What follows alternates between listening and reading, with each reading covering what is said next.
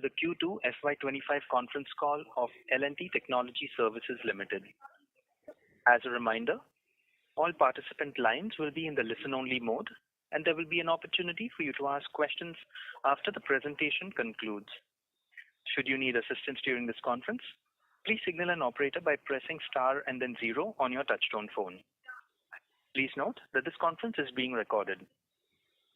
I now hand the conference over to Mr. Pinku Pappan, Head of Investor Relations. Thank you, and over to you, Mr. Pappan. Thank you, Darwin. Hello, everyone, and welcome to the earnings call of L&T Technology Services for the second quarter of FY25. I am Pinku, heading Investor Relations. Our financial results, investor release, and press release have been filed on the stock exchanges and are also available on our website, www.ltts.com. I hope you have had a chance to go through them. This call is for 60 minutes. We will try to wrap up the management remarks in 20 minutes and then open up for Q&A. The audio recording of this call will be available on our website approximately 1 hour after the end of this call. With that, let me introduce the leadership team present on the call today. We have Amit Chadha, CEO and MD, Abhishek, Executive Director and President, Alin Saxena, Executive Director and President, and Rajiv Gupta, CFO. We will begin with Amit providing an overview of the company performance and outlook, followed by Rajiv, who will walk you through the financial statements and performance. Let me now hand the call over to Amit. Sure. So I hope I'm audible. Okay. So thank you, Pinku, and thank you all of you for joining us on the call today. If I look back at 2021, we created a vision, a mission, and a value charter.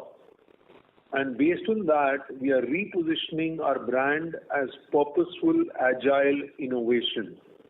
This embodies the fundamental way of how we will do business and deliver meaningful transformation for all our stakeholders. Purposeful stands for our vision of building a sustainable tomorrow and a better world, leveraging technology and delivering inclusive growth for all stakeholders. Agile relates to our ability to learn, evolve, and adapt to changing technologies, market dynamics, while harnessing the imagination of our engineers. Innovation involves anticipating and investing in future technology, systems, and processes to bring world-class solutions to our clients across products, processes, and operations. As we continue to pivot on growth, this refreshed positioning will help us accelerate engineering the change for our clients. I am confident this will create a platform for the future and establish LTTS in 3 strategic segments: mobility, sustainability, and tech, and build each of them into standalone billion-dollar units over the coming years. With that, let me provide the key highlights of our Q2 performance. We had a strong quarter with revenue growing at 3.9% sequentially, which was broad-based across regions and segments. Sustainability led the growth with 6.5%, mobility grew by 5%, and tech by nearly 1%. We won 2 20 million plus deals, 4 10 million plus deals, and 2 significant empanelment agreements. These wins have been across segments. Our customer mining has seen steady improvement on year-on-year and quarter-on-quarter basis. The number of 30 million accounts has increased to 7 now, up by 1 quarter-on-quarter and 3 year-on-year. Similarly, the number of 10 million accounts has increased to 33 now, up by 2 quarter-on-quarter and year-on-year. In line with our earlier commentary, we have made focused investments into 3 segments. We are starting to see the results in terms of pipeline, deal wins, revenue growth, including this quarter, as you've seen. These investments have impacted EBIT in H1. We expect with growth continuing and larger deals in our strategic areas, the EBIT trajectory will move upward. With this, let me provide segmental performance and outlook. Starting in mobility, we had a strong 5% growth in Q2 on the back of 6% in Q1, driven by large deal ramp-ups in SDV and hybridization. As we had highlighted during the Investor and Analyst Day, a lot of the SDV development is happening at the OEM end, and our exposure and presence at OEMs, especially with the European and US OEMs, has increased significantly over the last year. The key value proposition that we offer to our customers is advanced automotive solutions across ADAS, virtualization, and AI for specific use cases, digital twin and connected apps, SDV, digital cockpit, all of which accelerate their time to market and help them stay competitive. In trucks and off-highway, we continue to see good demand as hybridization and SDV adoption continues to rise. We launched LTTS iDrive, our proprietary framework for accelerating SDV implementation, applicable for both auto and trucks and off-highway. We've already won 2 programs, one each in US and Europe, leveraging LTTS iDrive.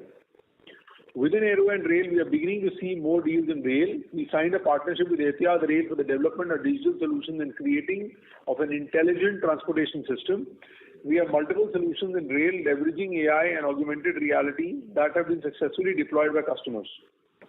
Overall, we see a robust deal pipeline for mobility. However, Q3 will be slightly soft on account of seasonality. We expect this to rebound in Q4. Now on to our second segment, sustainability.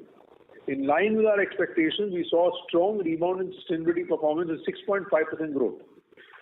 As compared to Q1, where only process or plant engineering was firing, in Q2 we had industrial performing equally strongly.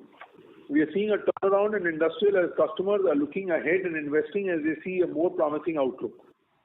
These investments are towards automation in the form of digital platforms, manufacturing and supply chain optimization. As a result, there is a strong demand for setting up centers of excellence for clients around the same. In the process subsegment, we continue to see demand in projects, engineering and plant modernization. Leveraging digital technology is a priority for our customers. One of the large deal wins in Q2 is with an ONG customer where we are developing a digital twin of their refinery, which allows the customer to see an integrated 3D view of all the assets in the refinery. Similarly, in another empanelment, we are a projects engineering partner for a new plant where we are setting up command center which will allow them to remotely control and manage the refinery. In the CPG subsegment, the C+1 strategy is benefiting us as customers are setting up new plants and expanding operations in India. We are therefore seeing an uptick in projects engineering in India from our global clients. Leveraging our deep expertise in Industry 4.0, we have now launched our proprietary Factory Next framework for the factory of the future, covering smart sensors, edge, robots, IIoT and data lakes. Our framework enables cobots to enhance productivity. This is getting good traction. We have started 2 deployments in the US. In summary, for sustainability, we are seeing a good pipeline and a number of deals in the pipeline, both at process and industrial level. Expect the growth momentum to sustain in Q3 and beyond. In tech, we had a good growth in our Semcon and ISV sub-segments. With our hyperscaler accounts, we have now won 2 deals, one on device and the other on platform engineering. These have gone into execution in October. Given the tailwinds in AI, Semcon sub-segment continues to ramp up for us with multiple programs across the value chain. In comms and media, while performance was soft in Q2, we are seeing a few transformational deals that will potentially close in Q3 in the area of network management and vendor consolidation. In the medtech sub-segment, we continue to see a rebound led by our strategic focus areas of Quara, digital health and digital manufacturing. As part of our collaboration with a leading AI Semcon major, we are building an AI solution for a customer for image enhancement and vision care. Overall, with the pipeline and large deals in play, we expect tech growth to improve in Q3, led by our work with Semcon, hyperscalers and medtech. Now a few updates on our technology and innovation charter. Our engineers added a total of 51 patents filings in Q2, and our cumulative patent filing now stands at 1394. The innovation is also reflected in the rankings. We have been ranked as leaders by HFS in IoT services, Avasant in digital engineering services, Renove in data and AI. To help customers accelerate their Gen AI journey, we have launched Gen IQ, a software development platform for AI applications. Let us now discuss our outlook. Our pipeline continues to grow at a very healthy pace with a good number of large deals in the 25 to 100 million range. We are tracking these deals closely and expect a good number of closures in Q3 and early Q4. In fact, some of these would have closed in Q2 itself but got delayed due to elections and macro-related wins. The common thread in most of these deals is clients are excited about our differentiated solutions and positioning and want to leverage our expertise as they continue to develop new products and transform their operations, manufacturing and supply chain. This priority was further validated during our recent concluded Client Advisory Council meeting, which consisted of 16 members with combined market cap of $2 trillion and a revenue of $400 billion. We are thus confident of broad-based growth continuing in the coming quarters and reaffirm our FY25 guidance of 8 to 10% revenue growth in constant currency and aspiration of 16% EBIT margin levels. Before I close, I do want to reconfirm that we stand strong in wanting to build $3 billion segments and get to revenues of $2 billion with 17 to 18% EBIT margin in the medium term. This ambition has been met with excitement by our employees, leaders, and support from our key customers and board members. We remain committed to this journey. With that, I now hand over to Rajiv. Thank you and look forward to taking your questions. Thank you, Amit. Good evening to all of you. I would like to start by saying that our Go Deeper to Scale strategy is indeed showing encouraging results. We had a strong quarter with broad-based growth and deal wins across segments and regions. As we had indicated during our Q1 commentary and Investor Analyst Day, we are pivoting on growth. Accordingly, we've been making investments ahead of the curve in building new tech capabilities and adding leadership in segments for delivery and sales across the globe. Consequently, this has had impact for H1 FY25 EBIT margins. With that, let me take you through Q2 FY25 financials, starting with the P&L. Our revenue for the quarter was 2,573 crores, a growth of 4.5% on sequential basis. Our year-on-year growth for Q2 FY25 came in at 7.8%. Our gross margin remained flat. However, on account of investments in sales and technology, our SG&A as a percentage of revenue increased by 40 bps sequentially. Hence, our EBIT margin for the quarter came in at 15.1%, slightly lower compared to Q1 FY25. Now moving to below EBIT, talking about other income. Other income was 53 crores, slightly higher on sequential basis due to forex gains. Our effective tax rate for Q2 was 27.4%, within the range of our expectation of 27.5%. Net income for the quarter was up 1.3% on year-on-year basis and came in at 320 crores, which is 12.4% of revenues. Moving to the balance sheet, let me highlight the key line items. Our Q2 DSO was at 99 days compared to 102 days in Q1. Unbilled days were at 17 days in Q2 compared to 23 days in Q1. The combined DSO including unbilled stood at 116 days compared to 125 days in Q1, which is within our target range of 115 to 125 days for the year. Let me now talk about cash flows. As a result of improvement in DSO, our Q2 free cash flows came in at a healthy 417 crores, leading to year-to-date free cash flows at 328 crores. We will continue the effort to improve cash flow during the rest of the year. Our cash and investments stood at 2,849 crores at the end of quarter 2 versus 2,784 crores at the end of quarter 1. This is after final dividend payout of nearly 349 crores in quarter 2. As you would have seen today, the board approved an interim dividend of rupees 17 per share. Now moving to revenue metrics. On a sequential basis, dollar revenue growth was 3.9% in reported terms and 3.4% on constant currency basis. We saw broad-based growth in Q2 with all segments growing sequentially, led by sustainability and mobility segments. Moving to operational metrics, the on-site offshore mix was at similar range as compared to quarter 1. Offshore percent now stands at 58.3%. We continue to work on measures to gradually improve this metric to our aspiration of 60%. The T&M revenue mix was 62.5% in quarter 2, slightly lower as compared to quarter 1.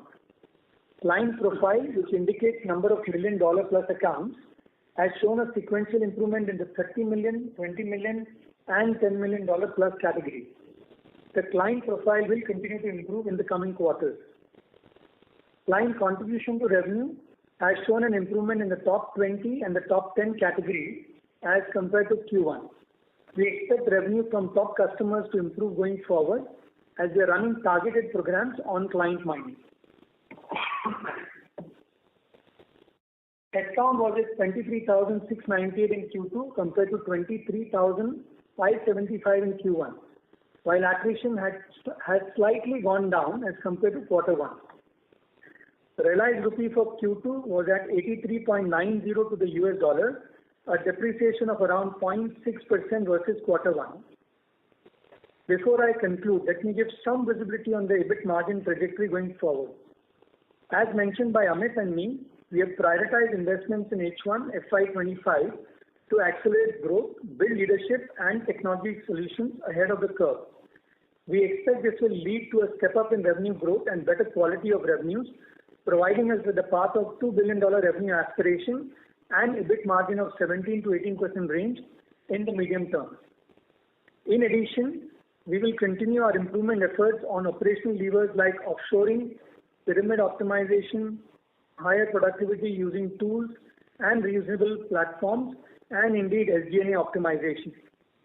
For FY25, we reaffirm our revenue guidance of 8 to 10% and aspire H2 and expect H2 EBIT margins to be better than H1 and continue to aspire for 16% EBIT levels for the year. Thank you. Now I hand over to the moderator for questions. Thank you very much. We will now begin the question and answer session. Anyone who wishes to ask a question may press star and 1 on their touchtone telephone. If you wish to withdraw yourself from the question queue, you may press star and 2. Participants are requested to please use handsets while asking a question. Ladies and gentlemen, we will now wait for a moment while the question queue assembles.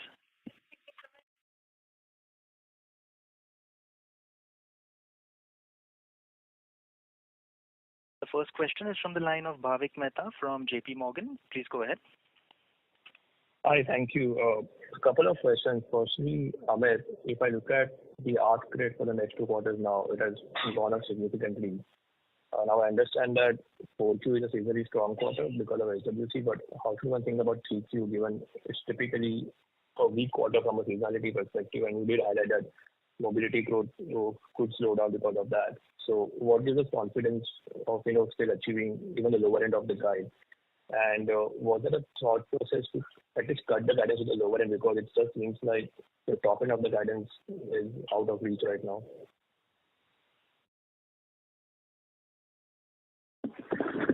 Yeah.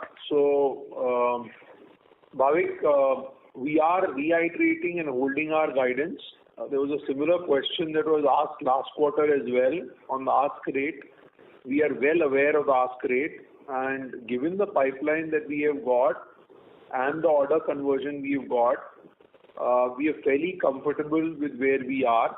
I would not like to state whether we are the top end or bottom end, but there is work to be done, but we are fairly comfortable on where we are right now.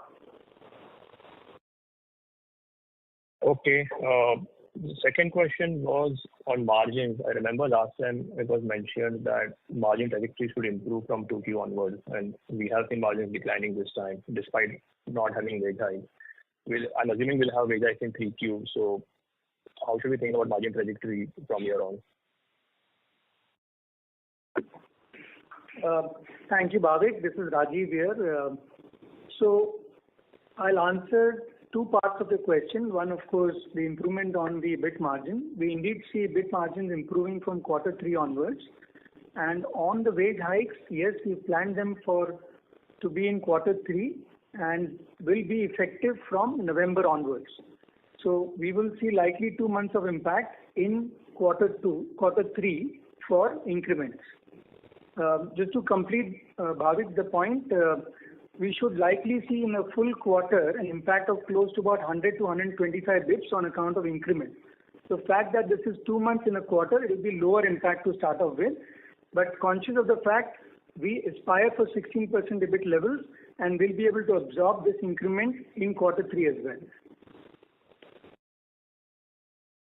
Thank you.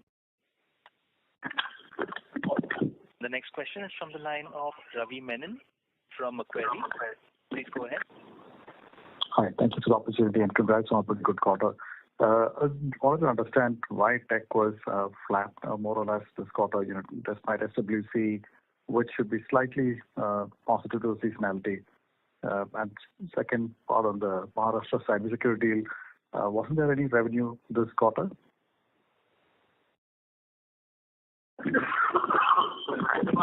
Tech grew about 1%. Like I said, that the hyperscalers did well for us in this quarter.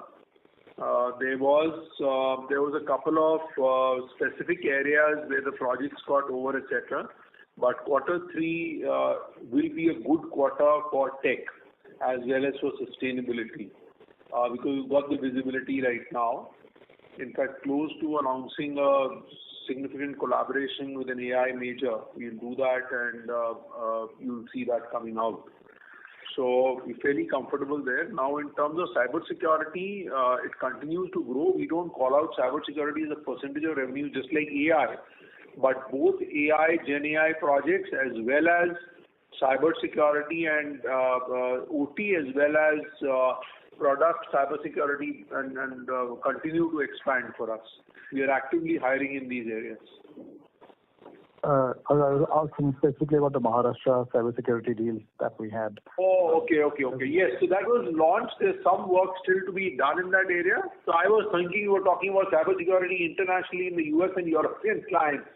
So yeah, so specifically to Mahacyber, it got launched. Congratulations to the Maharashtra government for thinking ahead of the curve and helping us execute or asking us to execute the project. It's not completed yet.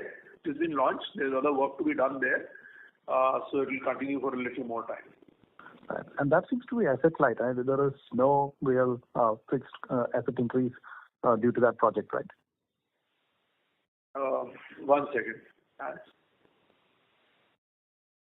Can you repeat that question? I'm saying that there seems to be no fixed asset increase on your books, even though the Maharashtra cybersecurity got launched. It's largely, there's a little bit of hardware assets, but largely a software project. Like we had mentioned, the Mahacyber actually is more like a traditional LTTS project, if you ask me, the way we have executed it and what we ran it as a software program. Right. Thanks. And SWC, is it? I'm sorry, Ravi. And that is a marked departure from what SWC used to be. In fact, we have a pipeline now that is built up for SWC in the Middle East as well. And as we move forward, hopefully we should be able to announce some closures there as well. So we are on that trajectory that we had committed to you on SWC that we start to internationalize it, take it to more master software SI, the asset light. So we're working in all these directions right now.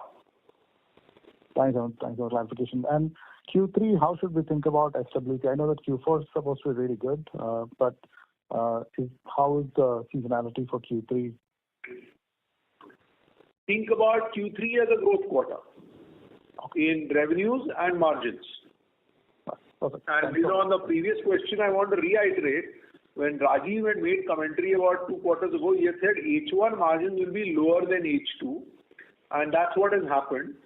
And if you look at it, the gross margin is maintained. The increase is only in Q2 in SG&A, which is sales costs, which has started to give us backlog and then will give us revenues, as well as tech investments where compute storage costs are fairly significant that we've had to incur for AI investments and SDV and factory next launch. Great. Thanks so much and best of luck. Thank you. The next question is from the line of Sulabh Govila from Morgan Stanley. Please go ahead. Yeah, hi. Thanks for taking my question. So my first question is on the deal wins. So I just wanted to understand, we had called out in the analyst meet that our pipeline is 2x of last year, and on top of that, we expect win rates to improve, which would translate into higher number of deal wins being reported going forward. So just wanted to understand by when one should expect to see higher number of deal wins, on a realistic basis. By when do you think that can happen? Yeah. So Sulabh, thank you. See, if you look at the deal wins, the absolute value TCV deal wins are higher in Q2 as opposed to Q1. That's number one. Number two is that we have a significant number of, or a large number of 50 million deals, as well as a couple of 100 million deals and a lot of 25 million deals. And we are comfortable to say that we are trying to get them closed in Q3 for us, and then operationalize in margins towards the end of Q3 and then Q4 from there. Just like the Mahacyber deal that we had got, which was fairly quick paced. So we are looking at some of this to come in, and you will start seeing some of that reflecting out either in press releases or through the quarter or at the end of the quarter as we go forward. We've actually appointed a large deals leader, chief business officer for strategic initiatives and large deals based out of Dallas, Texas, and we have reorganized the team and we're taking it forward. Okay, understood. And with respect to mobility as a segment, just wanted to understand what you are hearing and seeing on the ground, particularly in Europe, with respect to how OEMs are behaving. Have you seen any sort of project cancellations, or have you seen any pause in the ongoing projects that are going on? So just wanted to understand what's the outlook from your perspective there. Sure. See, we had a strategy about 8-12 quarters ago that we will start to improve our OEM dependency and reduce our dependency on tier 1s. That has played out well for us because now a percentage revenue in automotive and TNOH that we do in OEMs is a quantum shift from OEMs as opposed to tier 1s. So tier 1s exposure has been, I will not say minimalized. We love the work that we do for anybody. We respect our customer relationships. But we have, our top 30 accounts, we've got OEMs now more than tier 1s, right? So that's number one. Number two, when it comes to OEMs in US and Europe, and the one that we work with in Japan, that we had shown the recording to you during the IID, they continue to work with us. We have not seen any slowdown there. Tier 1, there's a couple of them that are in a problem, and we are actually creating deals to help them overcome some of their transitionary pressures that we've got. I've got my president and executive director colleague here. He'll add to this mobility now in terms of the work that we're doing in other areas. So in addition to what Amit said, what we are also seeing is an increased spend on the SPG side. And for most of our customers here, we are seeing those requirements come up throughout. So that we do see continuing. Now, on the traditional engineering that we have been doing, there are deals that we are working on which are on consolidation, which will, we believe, help perhaps in Q3, Q4 as we go through on increasing revenue and footprint with our customers. But that's making us more strategic to our customers, and that trend we believe will continue from the point where we are at today. Thank you. Okay, understood. And last question on margins from my side. Rajiv, when we say that there is a 2-month impact of wage hikes in this quarter, which is roughly about 80 basis points. So what are the tailwinds you have on the margins which will negate this, and you'll be able to deliver a growth on Q-on-Q basis on the margins? So love to understand your question. Of course, you did the math, right? I mean, 2 months in a quarter, about 80 basis points on the increment side. Your question is more to understand what are more tailwinds that can likely have an impact of margin. Did I get that correctly? Yeah. So what will help you negate this headwind which is there on Understand. So, I mean, first and foremost, Amit talked a lot in terms of, pipeline, large deals, quality of revenue. These are all tailwinds that will help in terms of margin accretion. The second is, look, a lot of the investments that we called out indeed have played out in H1. So that's behind us, right? So like we've said earlier, H2 margins will be better than H1. So you will see margins improve anyway in Q3. Last but not the least, we continue to see productivity improvements. So this is on account of optimization of pyramid in terms of offshoring, and also as we continue to see fresher intake, we will see a lot of deployment on some of the newer deals that should lead to margin improvement. Just a quick clarification. When we say better quality of deals, does that translate into higher gross margins in the deals? Yes, it does. And in addition to that, right, and these have been all focused initiatives, we will also see, likely accretion coming from improvement in bill rates, right? These are focused initiatives that we do, and we tend to target, an X amount of dollars coming from improvement in bill rates.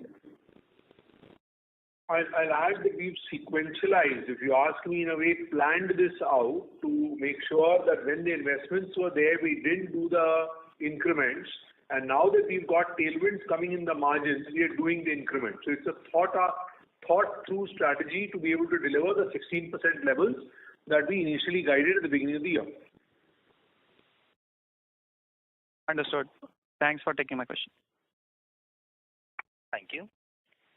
We have the next question from the line of Nitin Padmanabhan from Investec. Please go ahead. Yeah, hi, good evening. On the margins, do you think the whatever increase we have seen in the SG&A, is there any element which will not be there next quarter, or everything will be growth driven in terms of the margin offsets broadly?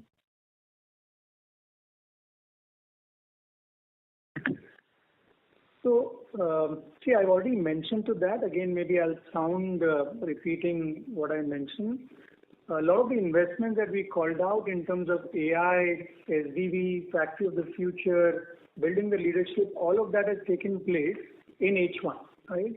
So when you talk about going forward, these are not going to repeat, right? So you will see some of that normalization come into SG&A cost. Our SG&A costs have indeed increased if you look at on a year-on-year basis. We feel they will normalize between that 10% level, and that's what we're working towards. Got it. That's very helpful. On the Mars Cyber deal, do you think there's any milestone payment that could come through, considering they have gone live, that should also help margin? Or it would just be the SG&A benefit? And are you asking us payments, or are you asking us revenue? Revenue. So any milestone revenue that comes through which will flow through and add margin? See, there is various elements there. There are payments to be made, etc. And yes, there is a milestone payment that will come through that will also help. So these are all part of the planning that we had done at the beginning of the year as we saw these projects unfold. So that's why our comfort for delivering the growth in the margins comes from some of these elements.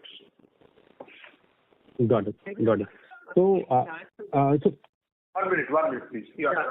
I can just add to that, right? So Mars Cyber as a project, this is a fixed price project, right? And all these milestones are planned, and all revenue recognition is tied to those milestones being achieved. And we are, in fact, on target in terms of achieving those milestones, which of course will, trickle down in terms of revenue. Perfect. That's very clear. Now on the growth, I think what the guidance is implying is 4.5 to 7% kind of a CQGR for the second half. Now, I think based on your comments, it's basically based on the deals that are already in the bag plus closures that you expect in Q3 that will drive a stronger Q4 along with the SWC seasonality that should help you land within the range. So is that the broad thought process? Is there a fair characterization? Yes, I couldn't have said this better. Thank you so much. You are absolutely right. And, there was a couple of deals that we were hoping that we'll close it this quarter. They wouldn't have increased our revenues because this was the revenue we had planned. But they'll slip into October and close. So that's where we are broadly, but we are comfortable in that right now. Okay. But you're not worried, there's no worry on any extended furloughs or any such thing considering macro at this point in time. You're not seeing anything on the horizon. We are seeing furloughs in automotive, like I said, and that's why we said it will be a little soft. The other areas don't get so impacted by furloughs, but this is a work in progress. We are fairly comfortable at this stage, like I said, but there's an election uncertainty that we'll go through, and we'll see where it goes. Super. That's very helpful. Thank you so much and all the best. Thank you. We have the next question from the line of Manik Taneja from Axis Capital. Please go ahead. Hi, thank you for the opportunity. And I know you answered a lot of questions around the implied arithmetics, etc. But Amit, when you spoke last quarter, you had spoken about a very strong pipeline, and which was indicated even during your analyst day. In the current quarter, when you spoke, you said that you did see some delays due to election-related uncertainty, etc., etc. Do you think and given what you're talking about third quarter, do you think we'll probably see quick deal closures now and thereby helping us in terms of growth in Q4, or probably this gets pushed to the next year given the typical seasonality of O&D? That's question number one. And the second question was for Rajiv. If you could help us understand how the fresher intake for FY25 has progressed through both Q1 and Q2, and the likely trajectory in terms of fresher onboarding for the rest of the year. Thank you. So, the pipeline is year-on-year bigger, quarter-on-quarter bigger, number one. Number two, the number of serious 100 million deals, 50 million deals, 25 million plus deals is higher than where it was 2 quarters ago, right? We continue to work with our clients to get these to closure. The reality is that there is a little bit of question around which way policies will be after the US election, reality. But we do think that when we spoke to you last time, we were expecting some of this. But having said that, nothing is grinded to a halt. Decisions continue to be made. And if all goes for whatever we forecast right now at this stage, we will have a decent quarter 3 and a bumper quarter 4. On freshers. Yeah, I'll take the second part of the question. So in terms of fresher intake, for FY25, we've planned around 2,000 freshers to be hired. We've been implementing that. So accordingly, we've seen freshers in Q1 and Q2. That intake has indeed happened. In fact, this year, our fresher intake will be higher than what it was last year. Last year, we did close to about 1,500 freshers hiring. So like I said, we will do close to about 2,000 fresher hiring in FY25. Okay. It would be possible to get the numbers for H1 and thereby probably try and understand the impact in terms of. Share, so much of specifics, but we certainly, let you know the annual plan that we have. So that's where it is. Sure. Thank you. Thank you.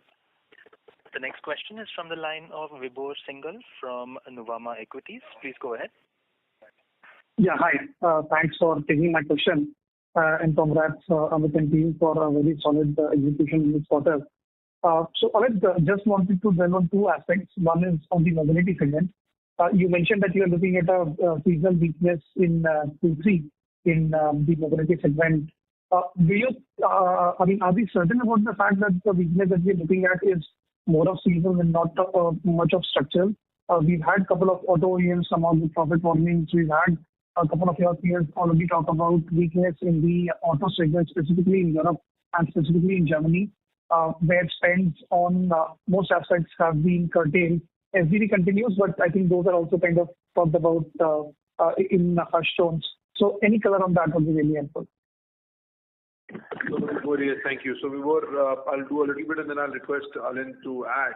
See, when you look at mobility, the reason we've said seasonality is because normally last year also you look at, 2 years ago also you look at, these guys leverage the our quarter three, their quarter four holidays to try and offset some of their costs, and therefore we see that seasonality come.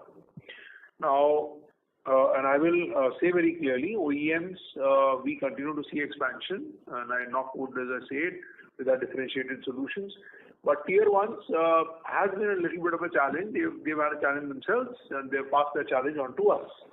Having said that, because our tier ones are in a challenge, and we as nice and good partners are trying to find solutions where we can help them pick up some of that work and leverage our capabilities, like we had done the deal with Forvia in quarter one. We similarly can do some more of those deals, and that is where the pipeline is fairly strong to see what can close. We'll close this quarter, and that operationalizes in quarter four for us and helps us in growing. Second part is the investments in SDV made. I'm sorry, actually Alin should talk about it. The investments made now itself. No, I think Amit covered it. So you know that we have launched the new solution, LTTS Drive, which is picking up speed, which is getting attention, and which is helping us move. Now, to your point, very specifically about the industry and specifically in Europe, so we are not seeing large cancellations or stoppages of work. There is a slowdown which is there for sure. So the growth trajectory, especially short term in Q3, maybe like we have said, will be muted. But otherwise, we remain very aspirational of continuing our presence and our strategy with our customers. And we think that that's going to play out well for us in long term. This is the time to align with our customers and be able to continue to provide those services at good quality, which I'm very thankful that our team is doing. And we'll stay focused on that and move on. Got it. Thanks, Adil, for that detailed explanation. Amit, my second question is on the Maharashtra cyber security project. So just wanted to understand the dynamics of it. So you mentioned there is some bit of work left on this in the project. After that, we will probably get a milestone payment. And post that, does this project come to an end? Or is there some other maintenance revenue that will keep trickling on for the next forthcoming years as well?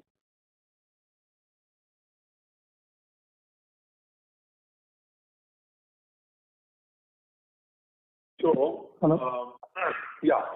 So let me say that, see, Mahacyber, there's some stuff that we can share specific to a contract. There is stuff that we can't. So what we can share is there is work to be done and completed. It's been launched. A part of it is live. There is other parts that are not live that need to get done over the next 3 to 6 months. Beyond that, there's a O&M maintenance phase that we've got in this that we will execute over a 5-year period. So that's where that is that we are doing. Got it. So this, and I'm assuming the O&M part, of course, will of course be significantly lower than the kind of work that we're doing at this point of time, but it will continue for the 5-year period is what we're expecting. Yes. Got it. Perfect. Great. Thank you so much, guys. Thanks for taking my questions and wish you all the best. Thank you. The next question comes from the line of Ruchi Makhija from ICICI Securities. Please go ahead. Yeah. So you guys mentioned about weak seasonality in mobility due to furloughs. Wanted to check, is this broad-based across client or skewed in few accounts only?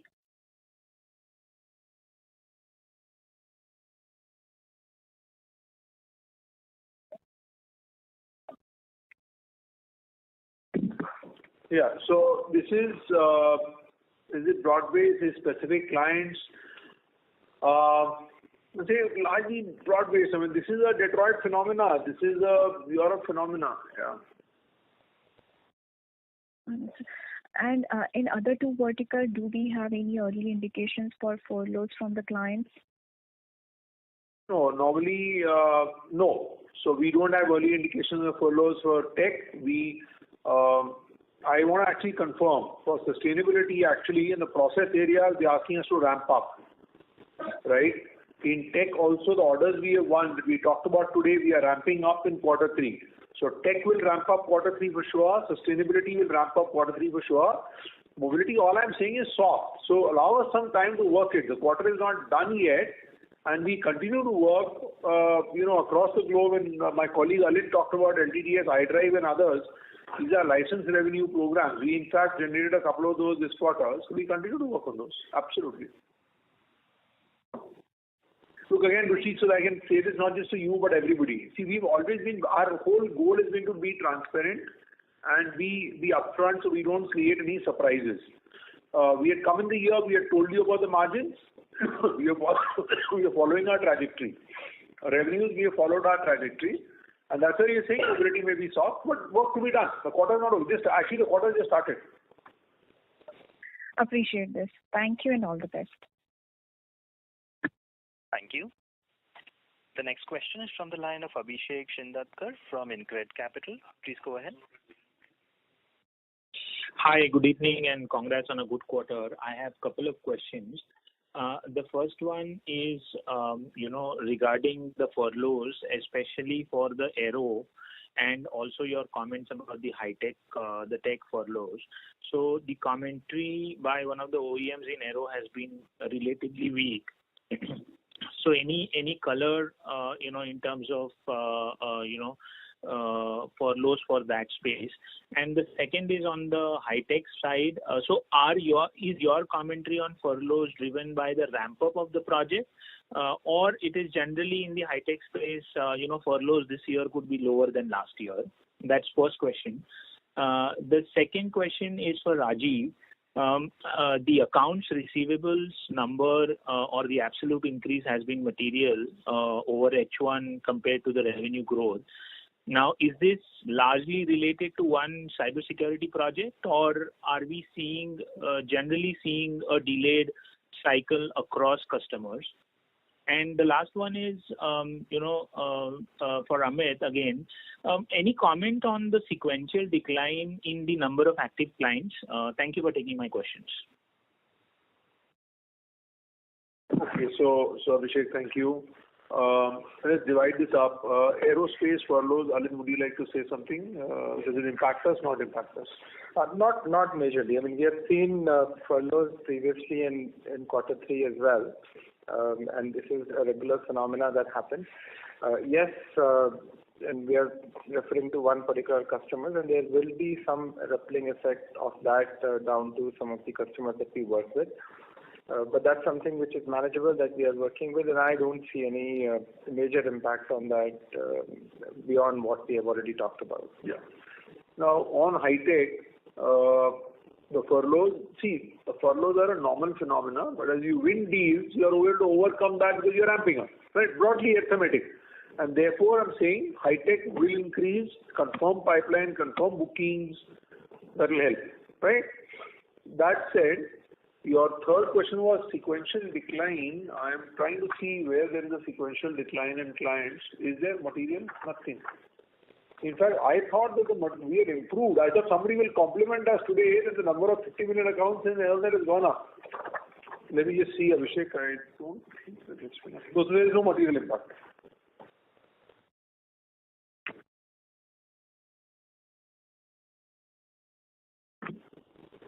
Got it. And maybe Rajiv can answer on the accounts receivables.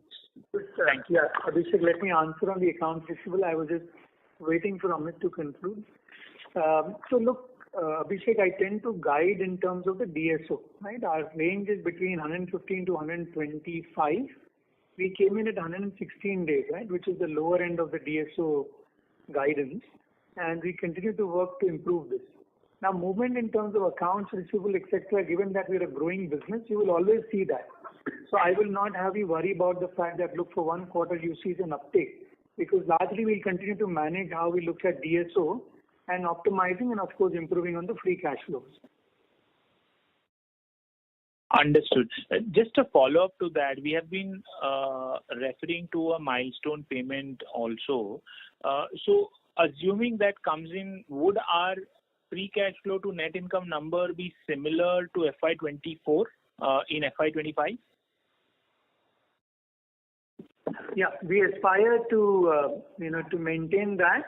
In fact, I did clarify it even during the investor analyst day.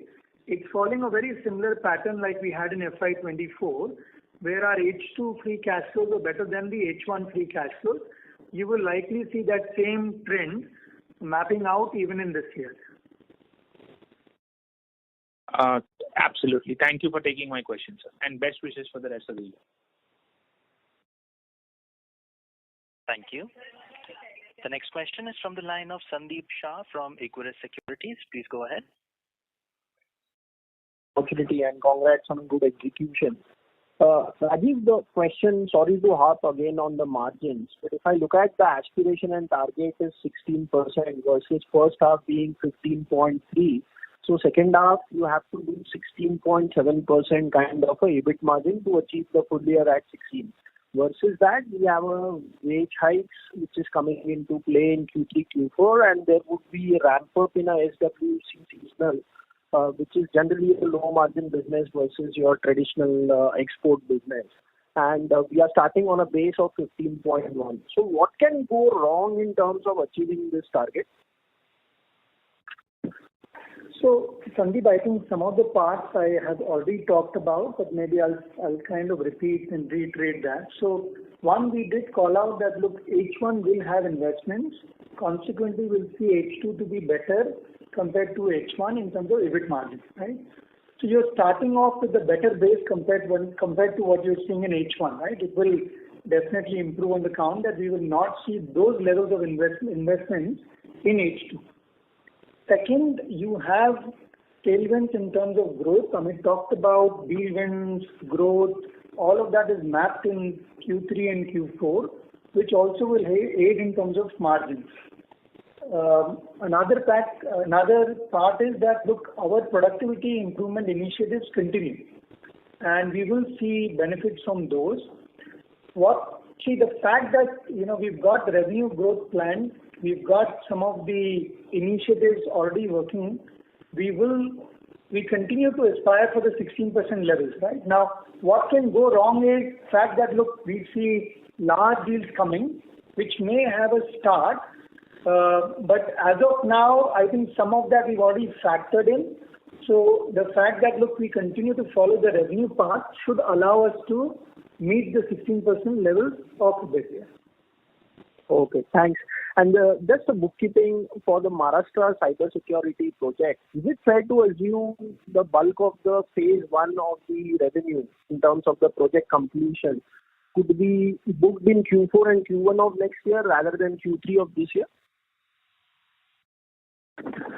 So maybe without getting the specifics, because you already talked about bookkeeping, I'll probably keep it at a level which is understandable. We talked about the fact that Cyber is a fixed price project, right? And it's milestone based. So as we meet the milestones, we recognize the revenue. I think Amit already talked about the fact that, look, you've got a capex part of this deal, which continues to be executed. The remaining part of it is over the next 3 to 6 months. Then follows the maintenance part, which is going to be over the course of next 5 years. We are on course. And that's at least to ensure that, look, and like I said, some of this is already planned for. It's not that we will see any one-off bump because of it. It's all planned for in Q3 and Q4. Okay, thanks and all the best. Thank you. The next question is from the line of Dipesh Mehta from Emkay Global. Please go ahead. Yeah, thanks for the opportunity. A couple of questions. First about SG&A. You indicated about some normalization of SG&A spend. Do you expect absolute number to go down because of the investment which we made, and you highlighted in few areas where we made investment, AI, SDV, leadership, all those stuff? So first question is whether absolute amount of reduction you are expecting or absolute remain same, revenue growth will drive some kind of percentage benefit. Second question is about headcount. If I look, headcount addition remain muted. Considering the ask rate what we are aiming for in H2, do you expect headcount addition to mirror it, reflecting the ask rate, or you think there is enough utilization potential available, which can require much lower headcount addition entering into H2? And last question is about segmental margin. If I look high tech and sustainability margin, segment margin remain under pressure for both the segments. So if you can provide some details what is playing out, because sustainability had a good quarter, but margin remain under decent sizable pressure kind of thing. Thanks. Dipesh, let me answer to all three of your questions. So first on the SG&A side, I think both will play out, right? Both the percentage and the absolute will play out. I already talked about that SG&A should normalize at about 10% levels. So we should see certainly an improvement, and part of that will come because you're seeing growth. Part of that will come in absolute as well, right? Second, in terms of the headcount addition, what you may have noted over the past few quarters, I think we've got the headroom to deliver growth with, the headcount that we've had. Even going forward, at least for the next couple of quarters, we see the headroom. Some of that has been planned consciously, given that we had, some large deals going on. So we've got the headcount ramp up, keeping in mind that these deal wins have transpired or likely to transpire. So you will not see a lot of headcount addition coming in the next 2 quarters.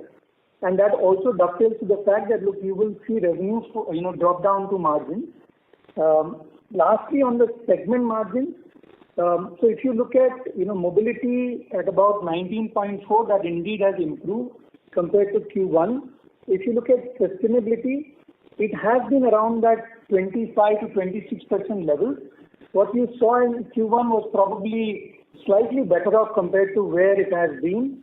So it's kind of normalizing between that 25 to 26% level. Wherever there's an opportunity to see revenue and optimize in terms of cost, you will definitely see that trickle down in terms of margins for sustainability. High tech, it's a mix of a lot of businesses, including Smart World.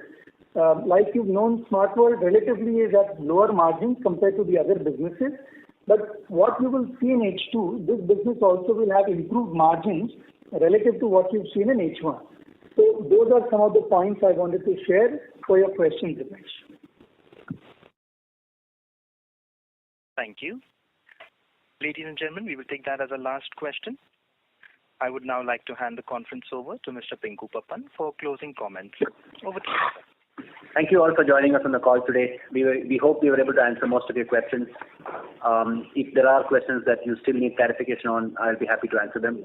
And we really hope to meet, all of you during the course of this quarter. With that, on behalf of the leadership team here, we are signing off. Have a good day. Thank you. Thank you.